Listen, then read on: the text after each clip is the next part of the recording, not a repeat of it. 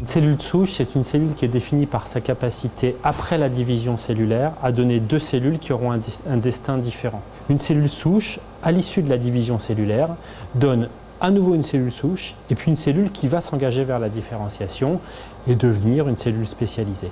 C'est cette capacité qu'on appelle la division asymétrique qui définit la cellule souche aujourd'hui.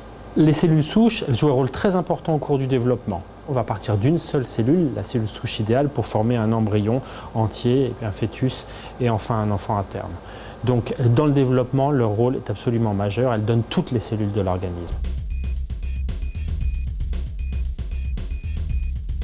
On a montré dans le laboratoire qu'après le décès, les cellules qui sont tapies dans l'organisme, dans certains tissus, en particulier le muscle, mais aussi la moelle osseuse, gardent la capacité de rester en vie très longtemps, jusqu'à 17 jours après la mort. Avant tout, c'est intéressant pour des questions de recherche fondamentale. C'est très intéressant de comprendre qu'une cellule qui est dans un environnement, qui a de l'oxygène, où il y a des nutriments, a la capacité, parce que l'environnement émet sur elle une pression, à s'endormir et à arrêter son métabolisme. Donc elle est très sensible à son environnement, alors qu'on pensait que c'était des cellules qui avaient très peu d'échanges avec l'environnement. Ça, c'est très intéressant.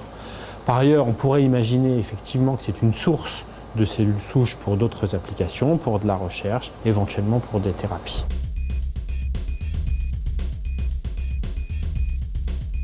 On continue à travailler sur le rôle de l'environnement et en particulier sur le rôle de l'oxygène.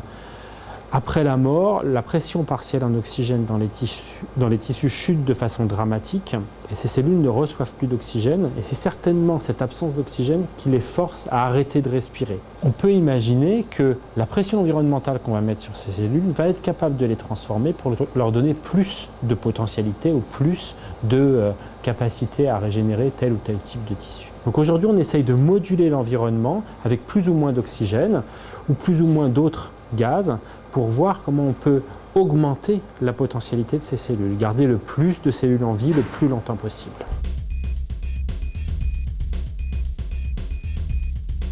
On travaille beaucoup dans l'unité sur les capacités d'imagerie des cellules souches à l'échelon même de la cellule dans les tissus. Énormément d'étudiants du laboratoire travaillent sur le développement de ces nouvelles techniques d'imagerie, soit imager une cellule quand elle est sans oxygène à 4 degrés, soit l'imager dans le tissu, dans un tissu différencié, dans un muscle par exemple, essayer d'imager la cellule vivante, de voir en conditions normales ou bien après une lésion comment la cellule se comporte.